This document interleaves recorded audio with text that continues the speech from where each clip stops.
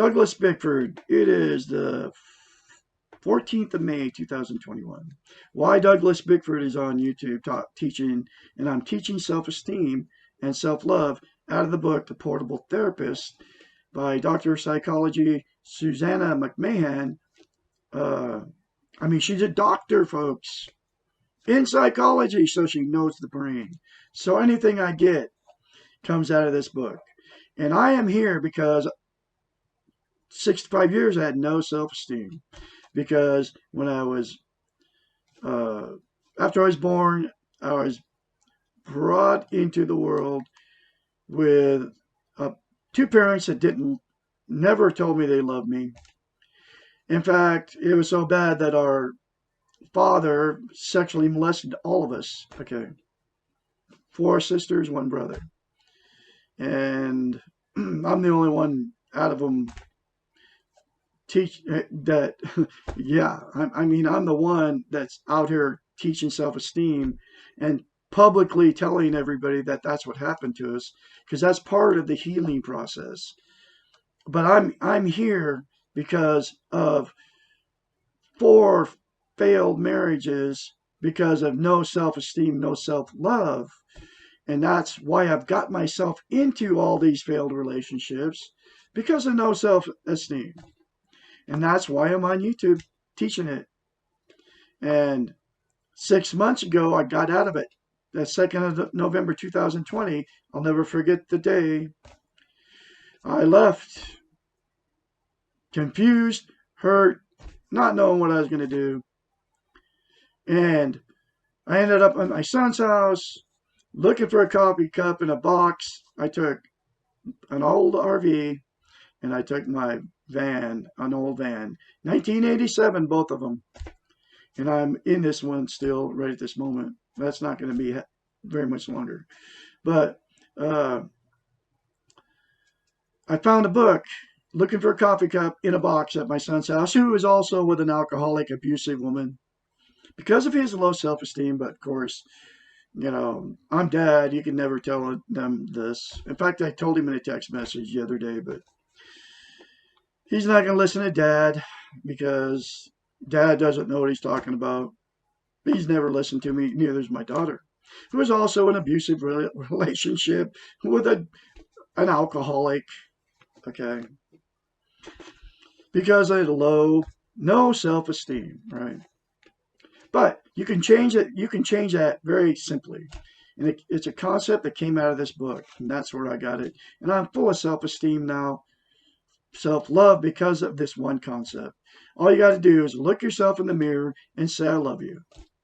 Do it daily. Keep doing it. Don't stop. And then the other thing you can do, you can continue to watch me, because I'm going chapter by chapter through the book, The Portable Therapist. You can continue to watch me, and then you can get the book, because the book is in the description. It's a link to the book. You can get it all over the internet. Mine's to Amazon or whatever. And you can get the book. It's very cheap. It will change your life, folks. That's what I suggest you do. Get the book and read it for yourself. And continue to watch me, and please share and like my videos. And subscribe. This is chapter 24. Can too much self-esteem lead to self-centeredness? No. You cannot have too much self-esteem. It is a process, not a goal, not a commodity. It is something that you practice every day. Self-esteem is a feeling about yourself coupled with behaviors towards yourself. It means being secure and feeling loved and strong and capable. There will be times when you feel less secure or loved or capable. There are times when you will become more vulnerable to the weak ego, and you may well want others to put you in the center of their lives and fulfill your needs. Self-centeredness develops when there is not enough self-esteem, self-love. The best solution to feeling the need for others to take care of you is to give yourself more of what you're wanting others to give. I've been doing it for about 4 or 5 months now. If you need attention, give yourself lots of attention. If you need to hear compliments and to be praised, praise and flatter yourself. I've been doing that. I'm a musician, man. I've been praising and complimenting myself about my piano playing, my guitar playing. In fact, I'm putting it up on YouTube videos. It's in these channels, right? And the more I put them up, the more I compliment myself, the better they get. Okay. And it's my piano playing is just like I'm playing a piano from composers that are dead 500 years. Bach, Stravinsky, Tchaikovsky, all of them, and it's just beautiful stuff. Okay, anyway, say exactly what you most want to hear. If you do not believe yourself, how can you believe it when others say it? I say it in the mirror to me. Okay.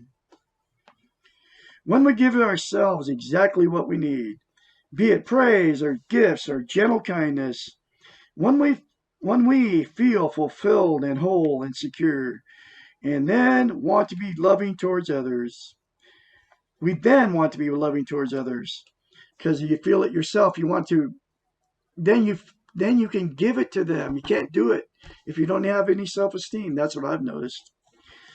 We have more energy to do the things for ourselves and for those around us.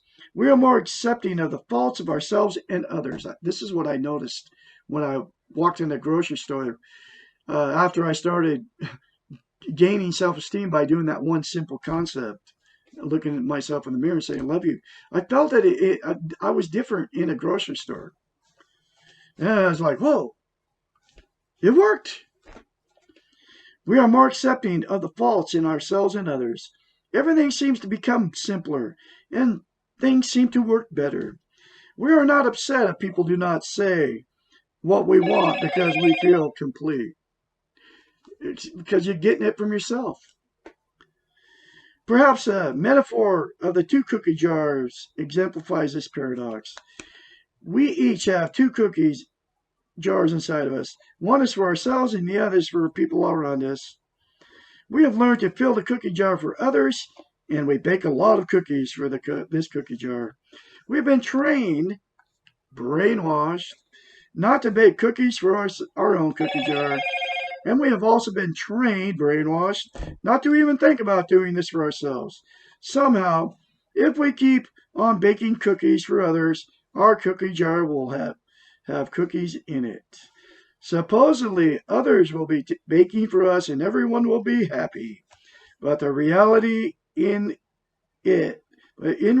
it does not work this way. Our cookie jar is usually empty, and if someone else does put cookies in it, they are never exactly the kind we want at the time. No wonder that we start to feel deprived and resentful and angry as we watch others eating the cookies that we have baked. I love that analogy. The paradox is so simple. Just like looking at yourself in the mirror and saying, "Love you." Fill your own cookie jar first with exactly what you want and let the overflow go to the other cookie jar. That's exactly what I've been doing. Keep your cookie jar full. Teach your family members to fill their own cookie jars. First, everyone will win. There it is. So simple. And there's another chapter from the Portable Therapist. I'll have more later for you. Please like, subscribe, and share my videos. You all have a great day out there. One more time.